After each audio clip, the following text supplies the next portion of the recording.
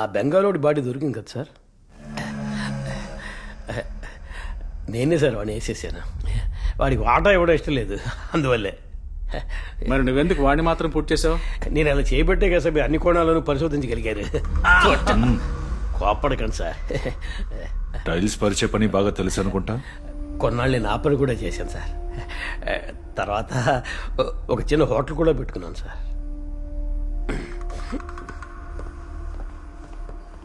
రిజిస్టర్లో వీడి కోసం వచ్చిన విజిటర్స్ లిస్ట్ని చెక్ చేయండి. Okay sir.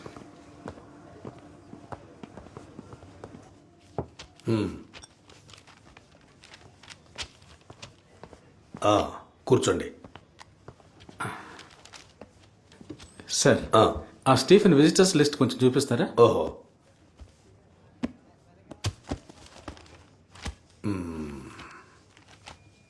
స్టీఫెన్ సెల్ ఎంతమంది ఉన్నారు సార్? సర్కారోళ్ళ లెక్క ప్రకారం అయితే 2, నిన్నైతే 8 మంది ఉన్నారు. అందువల్ల ప్రాబ్లం రాదా సార్? ఏం ప్రాబ్లం ఉంటుంది, కోర్టు నుంచేగా పంపిస్తున్నారు. అవును కదా. లతీఫ్ సార్, ఆ, నేను దీన్ని ఒక ఫోటో తీసుకుంటాను.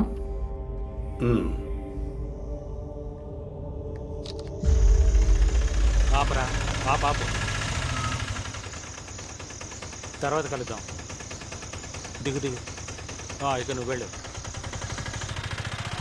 చూడు, నన్ను పొద్దున్న 5 గంటలకంతా వదిలేయాలి. పోయినసారి చేసినట్టు చేయకు. మాట్లాడే టైం అయితే అంటావా పిల్ల, అంటావా అంటావా పిల్ల, అంటావా.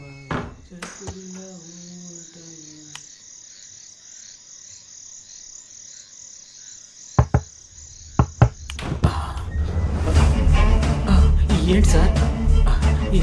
ఏ లేదు లేదు, పద. ఏమైంది సార్? అదా చెప్తా సార్ అది సార్ అటు చూడు. అలాగే సార్. ఏంటి సార్ ప్రాబ్లం? నువ్వు ఎప్పుడు లతీఫ్ పెళ్లి చేసుకున్నావు? రిజిస్టర్ మ్యారేజ్ అయిన అలా అవుతుంది సార్. అవునా? సరే, ఒక టీ ఇవ్వు. పాలు లేవు సార్. డికాషన్ పోసినా పర్లేదు.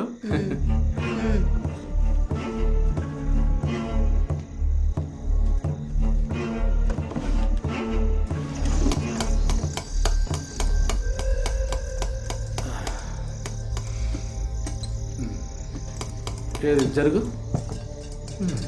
ఇందులో కిరసనాయలు కూడా లేదే. అయితే ఈ స్టవ్ ని వెలిగించండి. అది రిపేర్ సార్, ఎలగదు సార్. అది ఎలుగుద్ది సార్.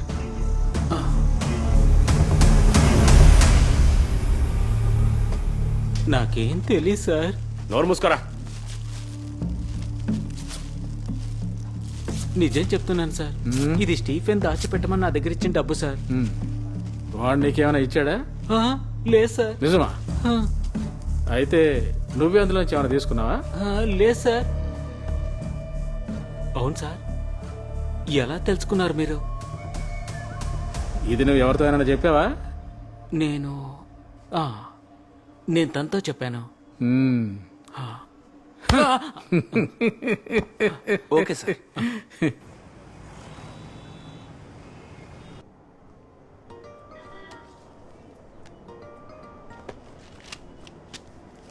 బా, వచ్చేసాడు ఊపుకుంటూ. 4 రోజులుగా అల్లాడిస్తున్నాడు. ఏం కేసు ఇది?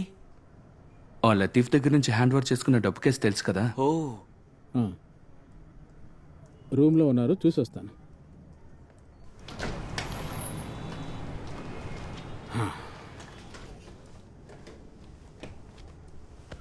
ఏమైంది?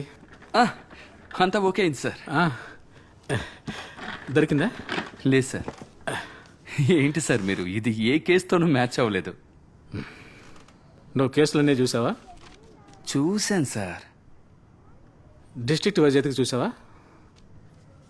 కాసరకోడు నుంచి కన్యాకుమారి వరకు చూశాను.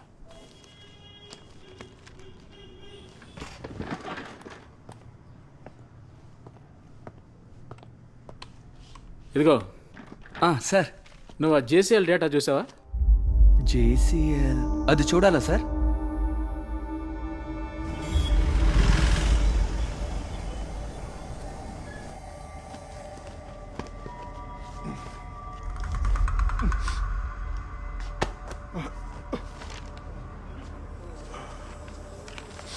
15 ఏళ్ల వయసులో ఒక అతన్ని చంపిన నేరానికి వచ్చిన వాడే సార్ ఈ జానీ.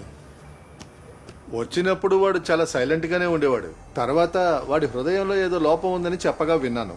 కానీ వాడొచ్చిన 1 సంవత్సరం లోపే అక్కడున్న వాడన్ని పొడి చేసి ఎస్కేప్ అయ్యాడు. ఆ తర్వాత ఎంక్వైరీ ఏం జరగలేదా? ఎంక్వైరీ జరిగింది సార్. వాడు దొరకనే లేదు. పొడిపించుకున్నాడు కూడా ఎలాంటి కంప్లైంట్ ఇవ్వలేదు.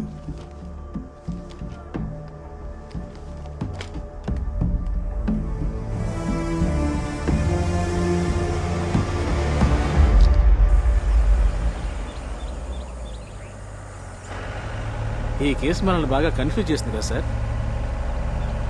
వాడు మనకి బాగా దగ్గరలోనే ఎక్కడో దాక్కుని ఉన్నాడు పిల్లే గారు. వేరే పేరుతో, వేరే ఐడెంటిటీతో.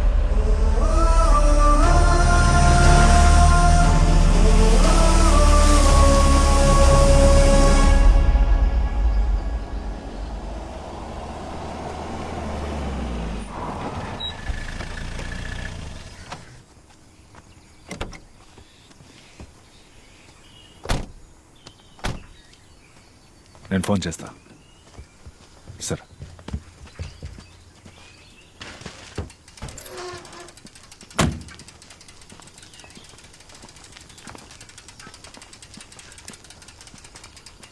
పిళ్ళయ్య గారు మీకు అప్పచెప్తున్నాను సార్.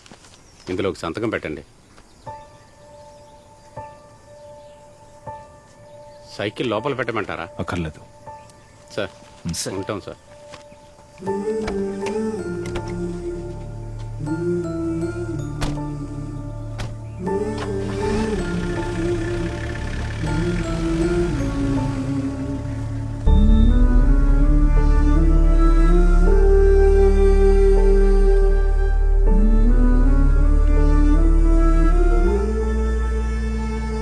టీ తీసుకో. ఆ.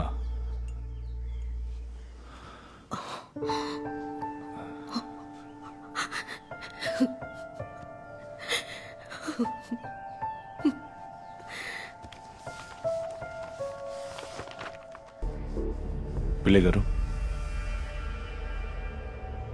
టీనా మా అబ్బాయి ఒకే క్లాస్లో చదివేవారు.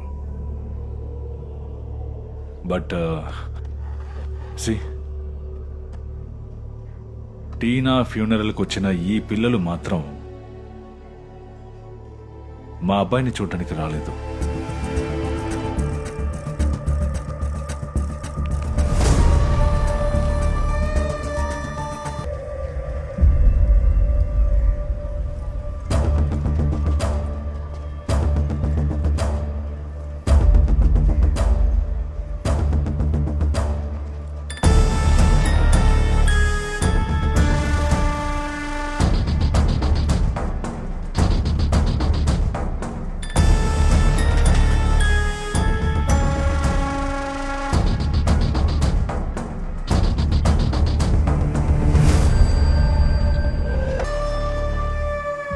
అవును సార్, మేమందరం ఆ రోజు అక్కడే ఉన్నాం.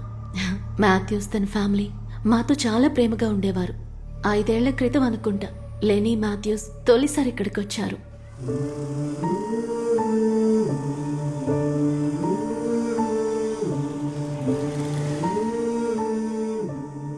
వాళ్ళకి సంతాన భాగ్యం లేదు.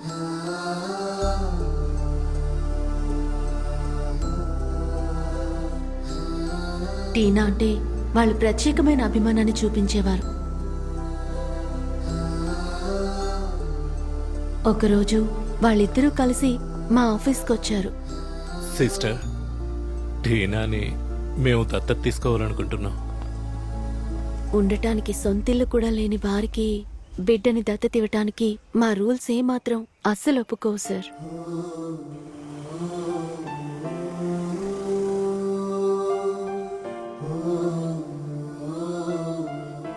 వాళ్ళు సరిగ్గా కొన్ని రోజుల తర్వాత మళ్ళీ వచ్చారు. టీనా పేరు మీద తీసుకున్న ఇంటికి సంబంధించిన డాక్యుమెంట్స్ ఇంకా తన పేరు మీద వేసిన ఫిక్స్డ్ డిపాజిట్ పేపర్స్ తో వచ్చారు. రిపోర్ట్ నేను ఇమీడియట్ గా మెయిల్ చేస్తాను. Thank you sir. Good day. Read it.